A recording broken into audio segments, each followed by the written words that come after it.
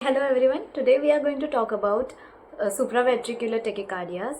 Also supraventricular tachycardia में specifically हम बात करने वाले हैं पैरोक्सिजमल सुप्रावेंट्रिकुलर टेकिकार्डिया की, जिसको हम एट्रियोवेंट्रिकुलर नोडल रीएंट्रेंट टेकिकार्डिया भी कहते हैं। आई नो बहुत बुरा नाम है, बट अब हम इस बारे में डिस्कस करते हैं और ट्राई करते हैं कि हम इसे समझें। ठीक है, तो पहले तो हम बात करते हैं सुप्रावेंट्रिकुलर टेकिकार्डिया का मतलब क्या है।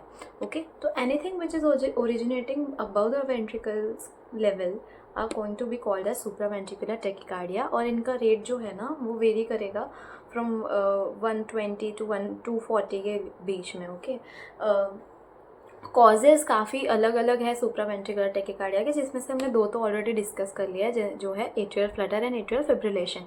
ठीक है, तो atrial flutter, atrial fibrillation, then can be sinus tachycardia. Also आज जो हम बात करने वाले टॉपिक के बारे में, that is AV nodal reentrant tachycardia, या तो उसको पैरोक्सिजमल सुप्रावेंट्रिकुलर टेकिकार्डिया कह सकते हैं, उसकी आज हम बात करने वाले हैं। और एक दूसरा जो है उसको कहेंगे AVRT। AVRT is atrioventricular reciprocal tachycardia. ठीक है, तो जो हम आज बात करने वाले हैं वो है AVNRT, यानी कि पैरोक्सिजमल सुप्रावेंट्रिकुलर टेकिकार्डिया। तो इसमें होता क्या है बेसिकली, तो हमने जो बेसिक सर्किट पढ़ा है और जो इतने दिन से हम डिस्कस करते आ रहे हैं, SA node to AV node to bundle of His to left bundle branch, right bundle branch and Purkinje fibres, उन्हीं में आज क्या होने वाला है, आज डिफेक्ट होने वाला है AV नोड के सर्किट में। तो क्या होने वाला है, SA नोड से जो इम्पल्स आ रहा है AV नोड के पास, AV नोड क्या करेगा, AV नोड जो है ना उसका एक साइड जो है, one part of it will B okay, तो वन पार्ट तो बराबर SA नोड से AV नोड आएगा और AV नोड से वो बंडल ऑफ हिस जाएगा और पुरकिंजे जाएगा। But the other side of it is a bit evolve, तो उसके अदर साइड में क्या होगा कि वो ना जो AV नोड के अदर साइड से जो सर्किट आ रहा है, SA नोड से जो सर्किट आ रहा है जो नॉर्मल साइड से, वो री एंट्री कर लेगा इस साइड से AV नोड के। मतलब क्या हो रहा है बेसिकली, इनिशियली क्या होने वाला था, SA नोड से सर्किट जा रहा है ऐसे और दो में डिवाइड हो रहा है सपोज, और ये दोनों जो AV नोड के सर्किट है ये जाएंगे बंडल ऑफ हिस में, फिर ये जाएंगे पुरकिंजे फाइबर्स में, और फिर जाएगा वेंट्रिकल्स में और कॉन्ट्रैक्शन होगा। लेकिन अब क्या होगा गलती से इस केस में क्या होगा कि SA नोड से जो है ना इम्पल्स AV नोड तो जाएगा एक साइड से, लेकिन दूसरे साइड से जो है इस साइड से जाएगा और वापस घूम के दूसरे साइड चला जाएगा, फिर से वो इम्पल्स घूमता रहेगा। तो उसकी वजह से क्या होगा कि एक्स्ट्रा बीट्स जनरेट होने लगेगी, क्योंकि अब SA नोड से जो इम्पल्स आ रहा है उसके पहले ही AV नोड वाला इम्पल्स जो है ट्रांसमिट होकर वेंट्रिकल्स पे चला जाएगा। समझ में आया? लेट्स वापस से इसको डिकोड करते हैं। SA नोड से जो इम्पल्स नॉर्मली AV नोड पे आएगा, AV नोड से जो नीचे जाने वाला है, उस केस में इसमें क्या हो गया, इस केस में ऐसा हो गया कि SA नोड से जो इम्पल्स आ रहा है एक साइड से तो वो सही से जा रहा वाला था, पर दूसरे साइड वाले ने क्या किया, वो इम्पल्स नीचे की जगह अपने साइड ले लिया। ठीक है, तो वो री एंट्री हो गया। तो अब री एंट्री वाला एक इम्पल्स है और एक इम्पल्स SA नोड ने खुद जनरेट किया। ठीक है, पर अब री एंट्री वाला क्या करेगा, घूम के वापस चला जाएगा जब तक SA नोड वाला आएगा, फिर ये वाला घूम के चला जाएगा, फिर SA नोड वाला मतलब भी ये चला जाएगा। ठीक है, तो उस वजह से क्या होगा कि टैकीकार्डिया होगा, सुप्रावेंट्रिकुलर टैकीकार्डिया होगा पैरोक्सिजमली। बट ये क्यों हो रहा है, बिकॉज SA नोड के जो इम्पल्स है वो आए उससे पहले ही AV नोड वाले सर्कुलर घूम के वापस चले जाते हैं। तो इसको सर्कस फिनोमेना भी कहते हैं कि वो ऐसे सर्कुलर घूम के वापस जा रहा है। ठीक है, और इसको दूसरा क्या कहते हैं, AV नोडल री एंट्रेंट फिनोमेना। ठीक है, तो AV nodal reentrant tachycardia as well as paroxysmal supraventricular tachycardia. अब इसमें पेशेंट आएगा किस प्रेजेंटेशंस के साथ, तो पेशेंट को जो है ना पाल्पिटेशन होंगे, बिकॉज ऑब्वियसली टैकीकार्डिक होगा, उसके वेंट्रिकल्स बहुत फास्ट बीट करेंगे, तो उसके वजह से उसको ये रिदम ज़्यादा पैल्पिटेशंस होंगे, और उसकी beats 120 to 240 beats per minute में कहीं पे भी लाई कर सकते हैं। ठीक है, टैकीकार्डिया बेसिकली तो 100 बीट्स पर मिनट से तो ज़्यादा ही होगा, इस केस में 120 टू 240 बीट्स पर मिनट उसके होंगे। ठीक है, तो काफ़ी ज़्यादा है ना। उसके अलावा इस केस में हम पाल्पिटेशंस तो है, पर उसका वेंट्रिकल पूरा फुल्ली भरे उससे पहले ही वो कॉन्ट्रैक्ट होके चला जाएगा, ब्लड गश आउट हो जाएगा। तो उसकी वजह से there will be less amount of blood जो बॉडी में जाएगा सर्कुलेट होने के लिए, जिसकी वजह से उसको सिनकोप, डिजीनेस, फटीग, ये सब के भी हिस्ट्री वो कंप्लेंट्स करेगी। और मोस्ट ऑफ द टाइम्स ना जो PSVT होता है बेसिकली वो रेशियो में अकर होता है सेक्स कैटेगरी में, बेसिकली फीमेल्स में 2:1, फीमेल्स टू मेल में 2:1, मतलब फीमेल्स में it is more compared to males. ठीक है, ऊपर से ऐसा माना गया कि there is no there is no underlying defect here, कोई अंडरलाइंग प्रॉब्लम नहीं है PSVT के होने के कारण। मतलब अगर कोई आपको पूछे कि डॉक्टर ये मुझे ही क्यों हो रहा है, तो there is no actually underlying cause for it, कोई अंडरलाइन रीज़न भी नहीं है, एटियोलॉजी भी नहीं है, बट समहाउ एक्सर्शन या इनटेक ऑफ कैफीन या तो अल्कोहल इनटेक जो है ना, समहाउ इट ट्रिगर्स इट। ठीक है, हो सकता है कि उस वजह से वो हो रहा हो, कि ये ट्रिगरिंग इवेंट रहा हो, बट कोई ऐसे अंडरलाइन पैथोलॉजी इन केस में नहीं रहती। अब हम डायग्नोज कैसे करेंगे इसे? तो एक तो हमें पल्स रेट पता चलेगा कि बहुत हाई है, टैकीकार्डिक तो है पेशेंट, और ECG फाइंडिंग्स।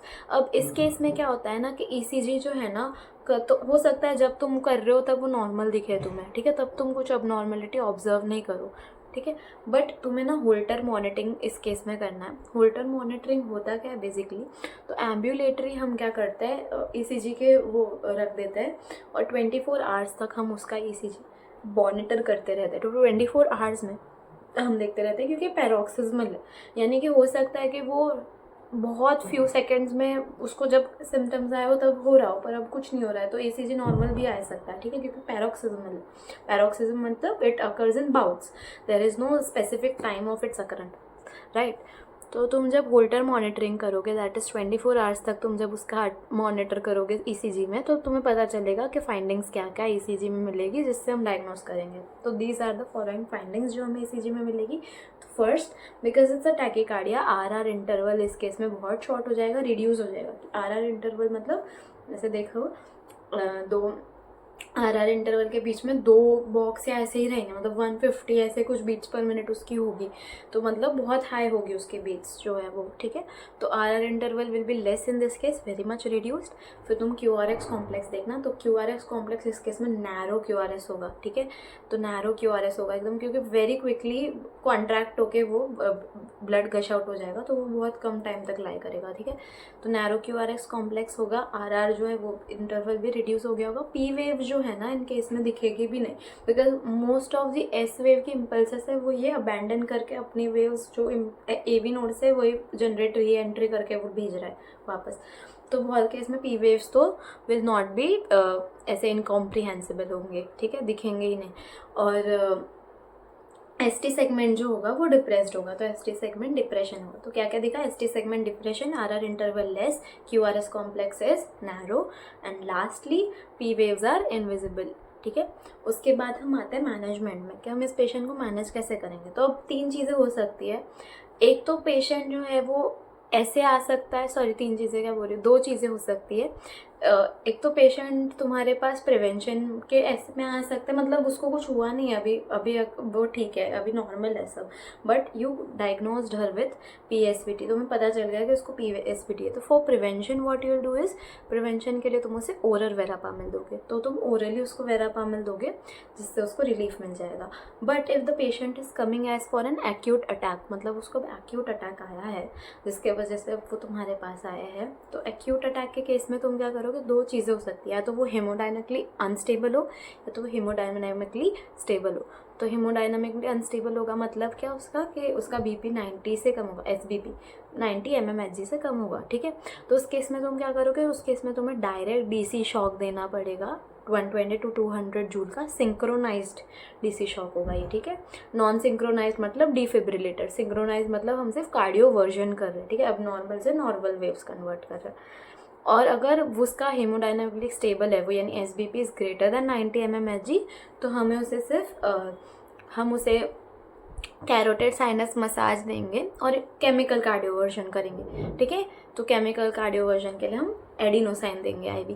तो अब हम डिस्कस करते हैं, पहले तो हम क्या करेंगे, कैरोटेड साइनस मसाज, ठीक है। तो कैरोटेड साइनस मसाज कहाँ करना है, तो it will be perpendicular to the angle of jaw, तो जो ये एंगल ऑफ जॉ है इसके परपेंडिकुलर में तुम्हें मसाज करना है कैरोटेड साइनस का, ठीक है। तो कैरोटेड साइनस मसाज क्यों कर रहे हैं बेसिकली, तो कैरोटेड साइनस जो है ना, it is a carotid sinus जो है ये इसमें जो इसको जो सप्लाई कर रहा है, तो इफरेंट और एफरेंट होता है, राइट। तो इसको जो एफरेंट ब्रांच सप्लाई कर रही है वो होगी ग्लॉसोफेरेंजियल, पर जो इफरेंट नर्व सप्लाई कर रही है वो है वेगस नर्व। तो इसको हम जब मसाज करेंगे ना, तो एफरेंट नर्व वो लेके जाएगी उसके पास सिग्नल के मसाजिंग आ रही है, ठीक है। बट जो इफरेंट नर्व है ना, वेगस नर्व, वो वहाँ से लेके जाएगी हार्ट में सिग्नल, और उसके थ्रू क्या होगा, वेगस नर्व के थ्रू हार्ट रेट कम हो जाएगा, ठीक है। तो जिसकी वजह से बीटिंग कम हो जाएगी, तो ऑब्वियसली जो पैल्पिटेशन उसको टैकीकार्डिया हो रहा है वो कम हो जाएंगे, राइट। बट कॉन्ट्राइंडिकेशन एक होता है कैरोटिड साइनस मसाज का। तो इंटरनल कैरोटिड आर्टरी में अगर if there is an atherosclerotic plaque, तो हम उसे बिल्कुल नहीं करेंगे। और ये हमें कैसे पता चलेगा, तो ये हमें बहुत ध्यान देना है। हमें कैरोटिड ब्रूई, जो कैरोटिड ब्रूई है, मतलब एक वॉइस सुनाई देगी ऑस्कल्टेशन पे अगर एथेरोस्क्लेरोटिक प्लेक या कोई थ्रोम्बस प्रेजेंट होगा इंटरनल कैरोटिड आर्टरी में। तो हमें ये क्यों करना है, ये इसीलिए करना है कि इन केस हमें सुनाई दिया था कैरोटिड ब्रूई, पर हमने उस पे इतना ये नहीं करा फोकस और उस पर इतना ध्यान नहीं दिया, और वो पर्सन को हमने कैरोटिड साइनस दे दिया, तो वो प्लेक जो है एथेरोस्क्लेरोटिक स्क्लेरोटिक, उसमें से जो वो है थ्रोम्बस, वो डिसलॉज होके ब्रेन में जा सकता है, कहीं और जा सकता है, एम्बोलाई बन के, और वो स्ट्रोक कर सकता है। तो there is a risk of stroke, इसलिए हम इस केस में कॉन्ट्राइंडिकेट करते हैं अगर एथेरोस्क्लेरोटिक प्लेक अगर ICA में है तो, ठीक है। फिर कैरोटिड साइनस का तो हो गया। पर अगर पेशेंट पीडियाट्रिक है, पीडियाट्रिक केस में ना we are not recommending carotid sinus massage, क्योंकि नेक बहुत शॉर्ट है, ठीक है। तो नेक बहुत शॉर्ट रहेगा, इस carotid sinus massage is not advised for small children, ठीक है, क्योंकि वो बहुत सारे स्ट्रक्चर्स होंगे जो इंपॉर्टेंट वाइटल स्ट्रक्चर्स होंगे जो प्रेजेंट होंगे, तो we don't want to take that risk. बच्चों में हम क्या करते हैं, तो वल्सावा मैन्यूवर एक है कि वल्सावा करके हम ये कर सकते हैं, और दूसरा टेक्निक आइस पैक रखना है कि आइस पैक रख के हम उसको ये कर सकते हैं, ठीक है। लेकिन बच्चे में हम कैरोटिड साइनस नहीं देते, मसाज नहीं देते, ठीक है। फिर इलेक्ट्रोकार्डियोवर्जन एंड केमिकल कार्डियोवर्जन। तो केमिकल कार्डियोवर्जन में हम क्या करते हैं, तो केमिकल कार्डियोवर्जन में हम देते हैं IV एडिनोसाइन 6 mg या तो 12 mg, ठीक है। 6 to 12 mg में हम कुछ दे सकते हैं IV एडिनोसाइन, ठीक है। तो IV एडिनोसाइन क्या करेगा, बेसिकली वो भी एक एंटी एरिथमिक ड्रग है और ड्रग ऑफ चॉइस है फॉर PSV, ठीक है, मैनेजमेंट के लिए एक्यूट अटैक के, अगर वो पेशेंट हेमोडायनामिकली स्टेबल है तो। और लास्टली अगर इलेक्ट्रोकार्डियोवर्जन हम कब करेंगे, या तो वो हेमोडायनामिकली अनस्टेबल एक्यूट अटैक में आए तो, या तो जब कैरोटिड साइनस मसाज भी नहीं काम करेगा और केमिकल कार्डियोवर्जन भी नहीं काम करेगा, तो हम उसे सिंक्रोनाइज DC शॉक देंगे 120 to 200 जूल्स। तो there are 3 scenarios in this case. First scenario is acute attack, hemodynamically unstable. Second scenario is acute attack, hemodynamically stable. And third scenario is that if patient is coming for prevention, या तुमने diagnose कर लिया तो prevention के लिए क्या करेंगे, ठीक है। तो फर्स्ट सिनेरियो हमने पढ़ा कि हेमोडायनामिकली वो अनस्टेबल है और वो एक्यूट अटैक के साथ आया, तो उसके लिए हम उसको क्या करेंगे, तो डायरेक्ट DC शॉक देंगे 120 to 200 जूल्स का सिंक्रोनाइज्ड। अगर पेशेंट आया एक्यूट अटैक बट हेमोडायनामिकली स्टेबल, तो हम कैरोटिड साइनस मसाज देंगे, उसके बाद हम उसको ओरल एडिनोसाइन देंगे, उसके बाद भी अगर कोई नहीं फर्क पड़ा तो फिर हम उसको 120 to 200 जूल्स का DC शॉक देंगे वापस से सिंक्रोनाइज्ड, ठीक है। और थर्ड स्टेट अगर वो प्रिवेंशन, मतलब तुमने डायग्नोस कर लिया अर्लियर और प्रिवेंशन के फॉर्म में देना है, तो हम उसको ओरल वेराप्रामल देते हैं, ओके। Thank you.